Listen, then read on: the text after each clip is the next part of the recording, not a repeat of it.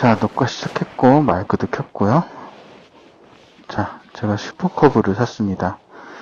요즘 슈퍼커브 타고 한 가을쯤 사가지고 출퇴근도 자주 하고 그러고 다니고 있는데 10년 만에 바이크를 타게 되는 거거든요. 지금도 세차를 안 해서 상태가 더럽긴 한데 이렇게 리뷰 영상 찍는다고 하면서 한 몇 번의 실패를 했어요. 오늘은 제발 촬영이 잘 되기를 바랍니다. 지금 머플러는 소세지 머플러 튜닝된 상태고요.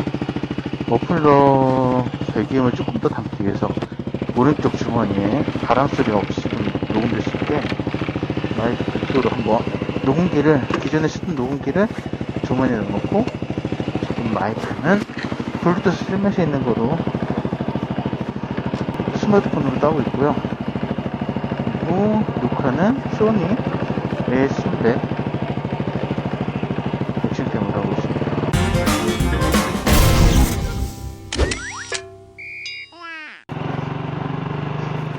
처음에는 이 머플러 튜닝하면 배기음이 너무 부담스럽지 않을까 걱정을 했었어요. 근데 막상 생각보다 그렇게 부담스럽지는 않더라고요. 오히려 아주 적당한 배기음 듣기도 아주 딱 좋습니다. 딱 보니까 1, 2단에서는 좀 고RPM으로 치면 소리가 약간 너무 올라가는 느낌이 있거든요. 그래서 1단, 2단은 적당히 RPM에서 넘겨주고 3단부터는 이제 어차피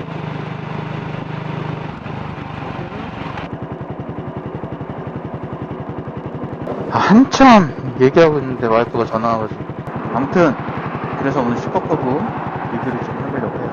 우선 슈퍼커브 굉장히 입문장으로 좋다고 뭐 이렇게 초보자들 접하기 좋다 여러가지 많은 것들을 접하셨을 거예요. 이 영상을 보시는 분들도 슈퍼커브 구입에 대해서 이제 고민이 되시니까 보시는데 저는 좀 제 영상이 30, 40대 이 아버지 때 분들이 정말 오랜만에 바이크 입문할 때 아니면 처음으로 입문할 때의 입장에서 슈퍼커브는 어떤 기준으로 하는 얘기를 해볼까 해요.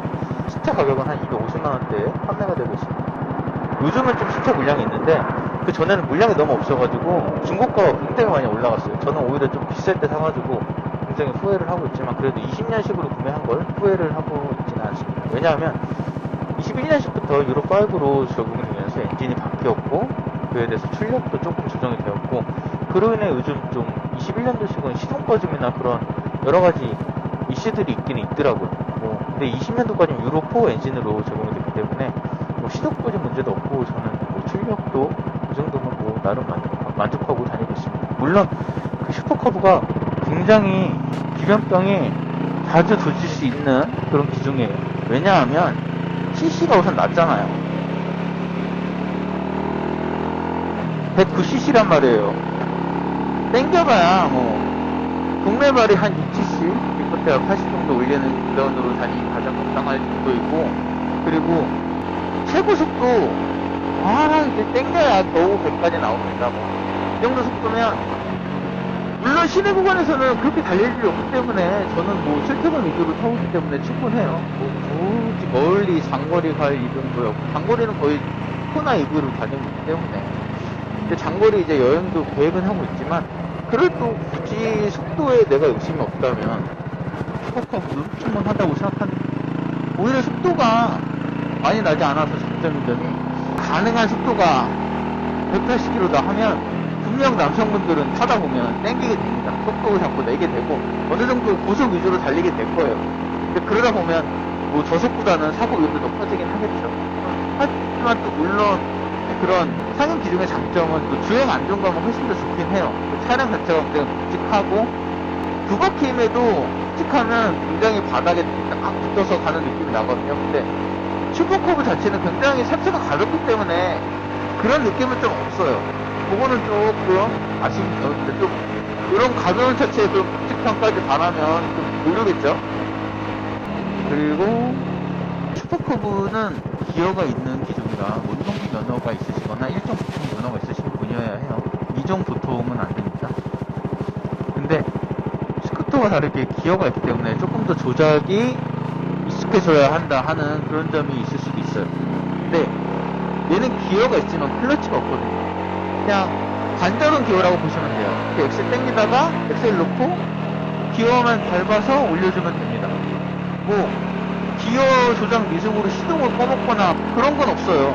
그렇기 때문에 초보자가 이 기어감을 느끼시기에도 굉장히 좋은 기술이라고 생각을 해요. 그리고 이 기어가 있기 때문에 더 라이딩하는 재미도 있습니다. 그냥 스포츠처럼 당기면 쭉 나가는 건 약간 그런 면에서는 조금 밋밋하긴 하거든요. 대신 차체가 가볍기 때문에 스피드가 올라갈수록 약간 그런 안정감이랑은 좀 거리가 있는 것 같아요. 게다가 이 쉴드 자체가 그 다른 스쿠터처럼 차체 핸들과 별도로 달려있는 게 아니라 핸들에 이렇게 달려있기 때문에 약간 바람의 저항과 핸들의 움직임이 영향이 있게 됩니다. 약간 스크린을 달면. 롱 스크린의 경우에는 훨씬 더 심해요. 제가 이게 처음 중고를 얻었을 때 불에다 롱 스크린이 되어 있었는데 바로 그 중고를 팔고 저는 수능 숏으로 바꿨거든요. 아예 없기는 너무 밋밋하기도 하고 몸으로 받아들이는 바람이 너무 있길래 숏으로 바꿨는데 그대로 딱 적당하다고 생각을 해요. 롱으로 하니까 그 바람에 따라 핸들에 받는 영향이 좀 있더라고요. 그리고 그 스크린에 기스가 게 그 밤에 야간에 상대방 반대편에서 오는 차량의 라이트가 거기에 비치면 그 빗번지 때문에 제 시야가 좀 방해가 됐어요. 그렇기 때문에 저는 롱은 좀 나랑 맞지가 않구나. 물론 대신 바람을 막아주는 건 정말 완벽합니다. 겨울에도 헬멧 실제로 올리고 달려도 될 정도로 몸에 받는 바람에 대한 스트레스는 확실히 줄여줘요. 롱스크린의 장점은 정말 그거 하나로도 많은 분들이 롱스크린을 사용하고 쓰고 있지만 제 스타일은 조금 아니라 저는 숏으로 바꿨고요. 그리고 슈퍼커브 유지비가 굉장히 저렴합니다. 정말 연비가 많다도 40은 넘고 보통 사람들이 인증하시는 거 보면 50대 정도 나는 것 같아요. 보통 한 3리터 정도 주유하는데 저도 한 150km마다 3리터 정도 주유를 하고 있는 것 같습니다. 연비 진짜 좋아요. 기름통이 작아서 기름이 얼마 안 들어가는데 연비가 좋아서 정말 뭐 넣어봐야 5,000원 이하로 내니까 그런 점에서는 정말 장점이라 생각하고요. 부품 수급도 굉장히 좋습니다.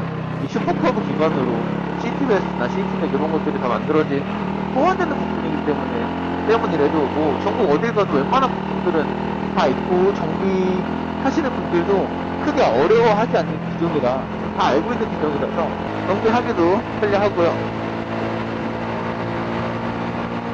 그리고 또 튜닝할 수 있는 부품거리가 굉장히 많아요. 뭐 순정을 오시면 이제 앞에 바구니도 다시 빼고 또 가운데 베트남 캐리어도 달고 미러도 바꾸고 뭐 스크린 달고 이제 시트도 변경하고 짐대도 이제 순정 짐대를 쓰다가 아니면 시트에 맞는 짐대를 변경하시기도 하고요. 이제 용도에 따라 탑박스나 이제 사이드 박스 같은 거 달기도 하고요.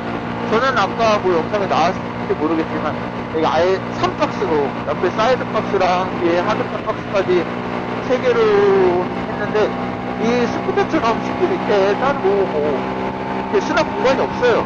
그렇기 때문에 저는 아재니까 짐을 넣고 다니까 이래저래 왔습니다. 또 가끔 딸이랑 같이 어디 가다 보면 헬멧 2개도 넣어야 되고 기본 공구도 갖고 다니는데 마음에 좀 보이고 뭐 펌프나 이것저것 펌프 배치 넣고 다니려면 사이드 케이스는 그런 걸 항상 넣고 다니고 이제 리어 백에는 좀 헬멧이나 보통 가지고 다니는 용품들을 이제 넣고 그러고 다니고 있습니다. 튜닝 품들은 많은데 순정 부품은 굉장히 저렴한 편이에요. 순정 체인은 10,000원도 안 될 정도. 질은 그렇게 좋지는 않다고 하는데 대신 뭐 그래도 자주 교환해 주시면 나쁘지 않다 생각해요. 근데 또 튜닝 체인 같은 경우는 막 6만원에서 8만원 가기도 하고 그러니까 튜닝 제품들은 애프터마켓 제품이기 때문에 오히려 가격대가 좀 있어요.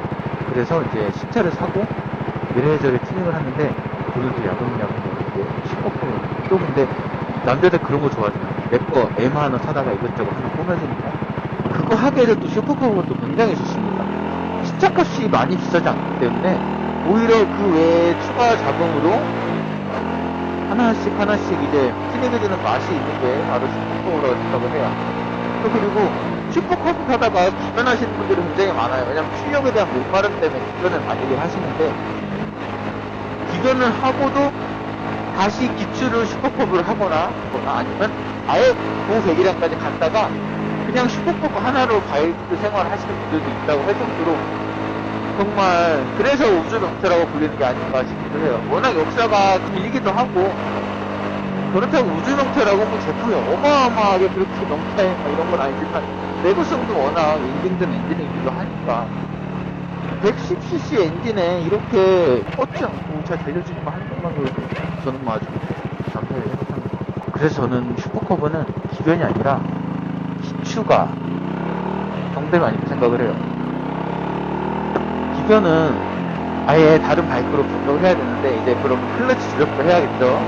그리고 차체가 무겁기 때문에 무거운 중량에 대한 부담감도 있습니다. 슬립했을 때의 데미지도 조금 더 커질 수도 있겠고요. 그리고 속도가 잘 나가기 때문에 과속으로 인한 사고도 날 수가 있다는 점이 저는 어떻게 보면 단점이라고도 볼 수 있을 것 같아요. 오히려 속도가 기껏 땡겨야 몇 밖에 안 나는 이놈은 정말 그 안에서 내가 원하는 만큼 그냥 여유롭게 다니는 그 재미로 타고 있거든요. 게다가 차체가 너무 가벼워서 정말 조향하기가 너무 편합니다. 진짜 가벼워요. 그리고 슈퍼커브는 탑박스가 없는 게 참 이쁘긴 한데 저는 탑박스 없이는 너무 불편하더라고요. 헬멧을 들고 다니는 것 자체가 굉장히 한 2주 써봤는데 굉장히 불편해가지고 결국은 탑박스를 뺐다가 다른 탑박스를 변경을 하였는데 근데 저는 알루미늄 탑박스는 슈퍼커브에는 약간 비추하는 경향이 있습니다. 그 알루미늄 박스가 무게감 상당히 있어요. 저는 65리터를 써서 그런 거일지도 모르겠지만 45리터, 55리터까지는 그래도 조금 괜찮을 것 같긴 한데 저는 오히려 그냥 GB박스 같은 일반형 박스로 다시는 게 훨씬 더 슈퍼커브한테 더 어울린다고 생각을 해요. 무게 밸런스 자체가 뒤로 너무 쏠리기 때문에 뭐 그렇다고 주행이 크게 문제가 되는 건 아니지만 동네버력이 너무 좋아요. 진짜 스쿠터보다 재미도 있고 올해 여름에는 제주도 한번 인천에서 배 태워가지고 혼자서 제주도를 한번 가볼까 하고 지금 계획은 하고 있어요. 근데 좀 러플로를 겪은 이유가 너무 워낙 조용하고 차체가 작기 때문에 차들이 인식 못하는 경우도 많고 또 차들이 무시하는 경우도 많아요. 비싼 오토바이가 아니기 때문에. 그래서 그나마 존재감이 조금 더 도로에서 나오게 하려면 블로가 필요하지 않나 해서 하게 됐는데 박군인과 좋은 점이 이게 은근 출력이 살짝 상승되는 효과가 있기도 한 것 같습니다. 그 바꾸기 전과 후의 느낌이 어느 점이 좀 다르냐면 그렇다고 최고속 음악 엄청 늘어나고 이런 건 아니에요.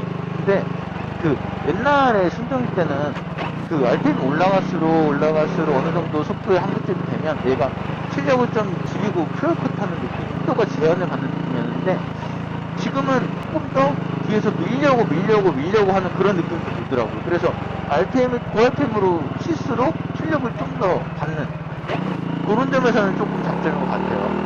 슈퍼에 대한 이야기 튜닝하면서 어떤 점은 실패를 했고 어떤 점은 좀 추천하는 부분이 있는지 이런 거는 다시 한번 이따가 테스트 끝나고 집에 가는 거죠. 다시 한번 녹화를 해보도록 하겠습니다. 자, 오늘도 영상 시청해주셔서 감사합니다.